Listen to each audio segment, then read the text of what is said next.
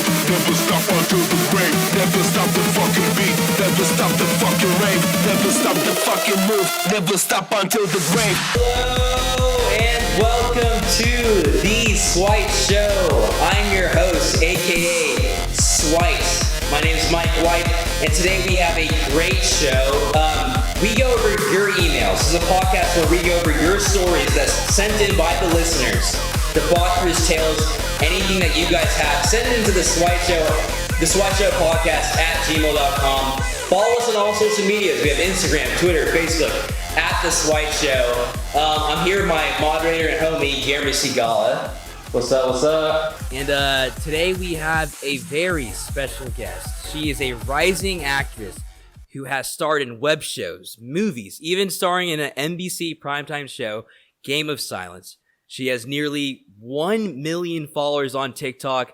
She's my old friend, and you may know her as Girl with the Green Beanie, but most know her as Katie Kelly. The crowd loves you. Listen to that. Excited to be here, guys. What a fucking intro, by the way. Holy shit. Thank you. Feel cool. Yeah, so the intro was great because, me and Katie were here and Guillermo were like, let's take like a shot, just to warm up. We end up taking like 3-4 shots. Yeah. Welcome! Amazing. But Katie, how are you doing? Dude, I'm doing fucking great. Thank you for asking. How are you? I mean, it's really weird nowadays with coronavirus going on. Guillermo, how are you? Just trying to keep up. So we have a few questions for you, Katie. I'm sure like rapid fire. Your fans are listening. I bet they're wondering the same thing. My green beanie bitches, hello.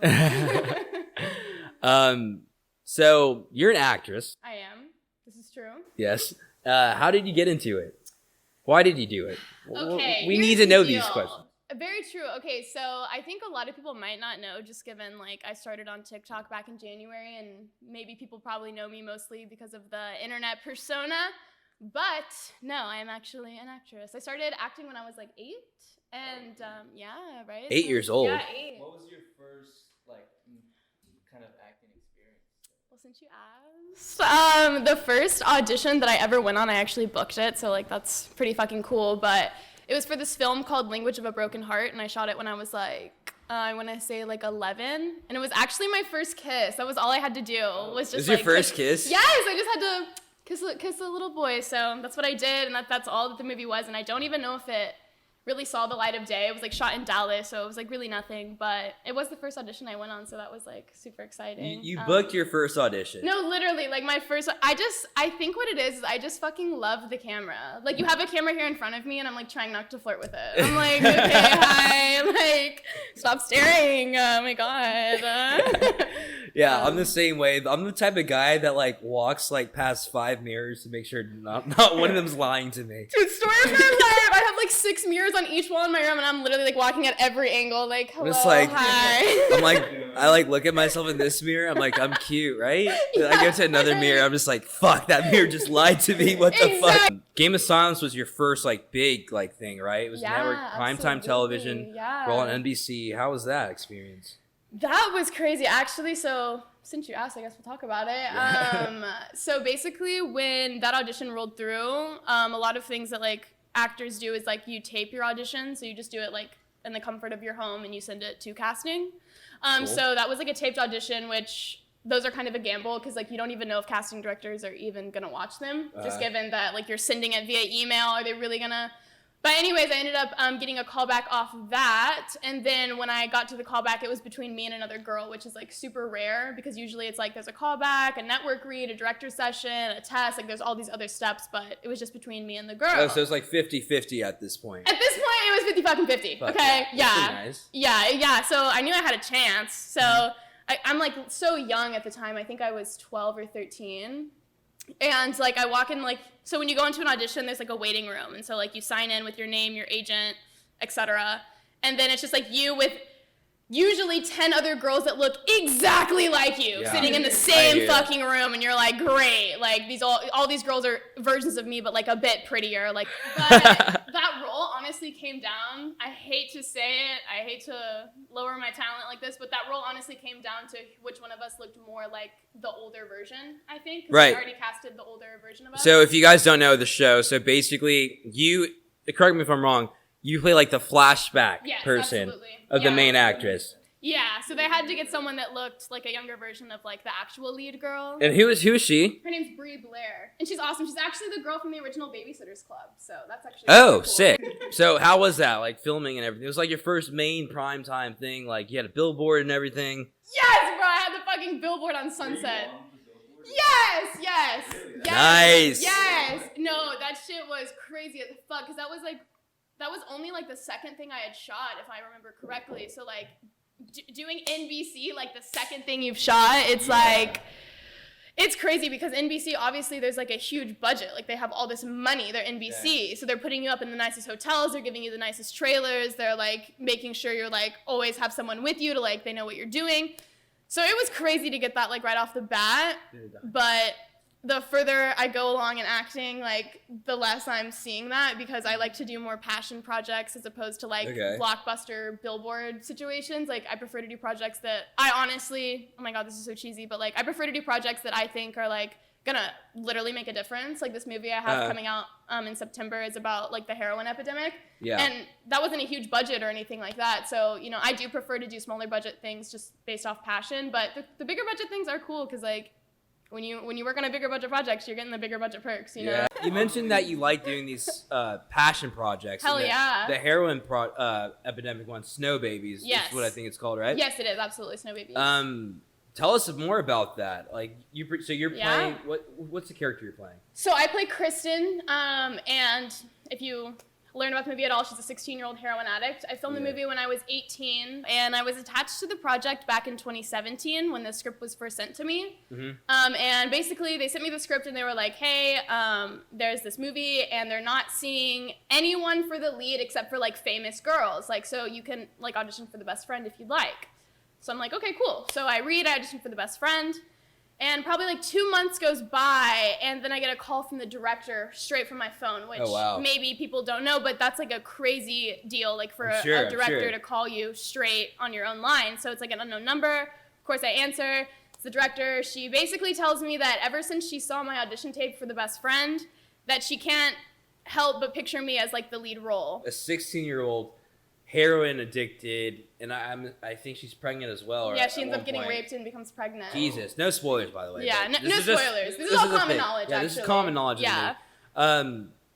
Like, how did you get into the mind space to play such a dark role like that? Dude, well, let me tell you, I literally probably watched, I can't even put a number on it. I mean, 200 hours worth of heroin content, worth of heroin documentary. Mainly it just came down to like watching YouTube videos, to be honest, of like hearing about people in recovery, and also like there's some pretty out there content on YouTube. Like even people on YouTube, I watch videos of people literally withdrawing from heroin, like in the bathtub. Like it's pretty intense what you can find out there. So there was honestly a lot of content to pull from, and I also met with a lot of girls who were in recovery.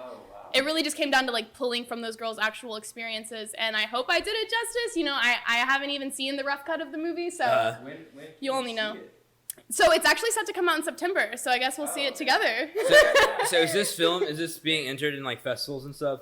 So that was the goal before the pandemic. It was going to be submitted to Sundance, and South by Southwest and Cannes and all of that. But with the pandemic, it shut down the film industry. And since, like I said, this was like a low budget situation, it's not in the budget to hold the film and to keep it for next year and hope for next year's festivals. We have to push it out now. So at this point, we're just hoping. I don't know what they're planning on doing with it. They haven't told me, but I'm hoping it ends up as, you know, on some sort of platform, you know, where people can watch it. Listen, guys, every single person listening to this show, you better fucking watch Snow Babies. Katie Kelly's gonna do an amazing job. I can already tell. Well, thank you. Yes, everyone watch Snow Babies. Please buy it on Amazon if that's where it comes on. I am curious about Bridget Smith, the director. Oh my God, my best friend! Yes, let's talk about her all goddamn day. Yes, let's talk about her. Okay, yeah. Tell me about her. She's like a rising star within the indie film community. Bridget is. Yeah. For sure. How was it working with her? Dude, actually, Bridget is incredible, and I haven't even told this before, but after the pandemic is over, me and Bridget are already attached to do another project together, so that's super exciting because I work extremely well with her. But Bridget is honestly an inspiration. She stands up for like equality for women in the film industry, and as you probably know, in the film industry, it's honestly like a male-dominated world. What's like a common mistake you see with like a lot of young aspiring actresses? What do you think is a common mistake for them? With actresses? Like actors, actresses. That's from your experience, like what would your advice be to anyone pursuing a career in acting? Anyone pursuing a career in acting, I would say that, well, literally watch as much fucking film as you can literally intake. If you're an actress, you should be watching a movie every single day. And not only that, you should be learning who's directing it, who are the lead characters. Like, you should be doing all of that just so when you're in a conversation, you know how to carry yourself. A lot about the film industry. What is indie? Or like... It's like independent films. Lower budget. Like, if I wanted to make a fucking movie right now, and I just got my parents and my family and my friends to, like, toss me money to make this movie, it'd be considered an indie film. Okay. Indie films, independent, means that there's no studio backing it. Yeah. So, like, Warner Brothers, Fox, etc., like, they all back movies, they like Paramount, all that. Independent movies, they make the movie, they fund it themselves, and then afterwards, after the fact, they try to sell it to some studio like that. Oh, okay. So there's no backing, they fund it themselves. Nice. Yeah. So indie movies are, as you can imagine, a struggle because no studio is giving you $10 million to make a movie. It's like whatever money you raise. Independence from not having like overreach from like the big guys. That's a huge perk, yeah. That's the biggest perk. That's why passion projects, Like you do what the fuck you want because you know there's a lot of studios that like there's actually been like movies where actors came out and directors because the studio like had their edit on it and they hated it so much and they're like, fuck that, we're not gonna like let it come out. Tobey Maguire did that actually. But yeah, so as me a future, like I want to be a screenwriter, I want to be a director. I like for me to like really invest all I got into a movie, I want to be able to have all the creative power. Because I feel like the most power you have is just your creativity. And if that's like limited, then like it's really not yours. So totally that's agree. why I really respect indie filmmakers because they like sacrifice like big budget stuff. They sacrifice all the cool things they want to do just so they can get their voice heard exactly how they want it. So that's why I think we should support indie filmmakers and stuff like that. I see you have 932,000 last time I checked followers on TikTok. How does it feel having a million people following you on something? Have your own platform. Like how does that feel like? I can't comprehend how it feels like to have a million people listening to the words you say. How does that feel? I don't know if because I've been acting my whole life or what, or because I expected it out of myself at some point. But I hate to fucking say it, it doesn't feel any different. Yeah. I feel the same. I swear to God, I would post the same content today that I would have posted at 20,000 followers. You know what? Let's go ahead and play one of her TikToks. I want the crowd to hear it. Okay, I am so down to do this idea for a video right here. But like, which breakup do I talk about? Like the first time he broke up with me, or like the third time he broke up with me, or the fifth time? Just let me know. Do you guys want to hear story 1 through 5? Let me know. Just down below. I have a friend and I have a huge crush on her. So she's listening to this. She knows like I have a huge crush on you. Hit Mike up. Yeah, I'm not gonna call her out. She knows who she is. She sent me this. She's very cute. So I guess you have an ex issues. I do. I have this one ex who, if you follow my TikToks, you already know it's the infamous ex. It's the disgusting, toxic, manipulative, narcissist, disgusting, nasty, horrible ex-boyfriend. Damn, those adjectives. I honestly don't think I could use enough adjectives to describe how absolutely disgusting and terrible he is, but... 5 times breaking up. Yeah, 5 times. 5 times. So 5 times. You have a lot of ex stories. Too many. So you could say you could give some good advice on... yeah, absolutely I could give good fucking so advice. You better guess believe what, it. guys? It's time for us to get into some emails. It's time. You, the people, the listeners, you guys send in these emails to the switeshowpodcast@gmail.com. You guys know that. You send your stories, you send your questions, and let's just get straight into it, all right? So, the first one we got here is, the show You is my reality. Interesting. Okay. Hey, interested to hear a outside perspective on this. Back in high school, I went to a boarding school. This guy broke my boyfriend's cheekbone in math class because he had some weird thing for me. Fast forward to years later, and the guy still tells me he loves me and that he's gonna murder my husband one day. That's a fucking red flag. He also told me when the show You, if anyone knows what You is, it's like stalker ass show, right? Yeah. When the show You first came out, that the main character reminded himself because he would do anything for me. Sometimes I think I should file a restraining order, but also it's kind of hot. And it's growing on me. What should I do? Listening in from the... Okay, so what the fuck is she talking about? Hey, Follow girl. fuck you. That's sketch. She likes it. I feel her daddy issues. Hello. I understand what you're saying, and I do sympathize with you. What? I feel like... What? She's a Florida chick. It makes a lot more sense. Floridan. Have you ever had experience with a guy like this? Like a weirdo, stalkerish type?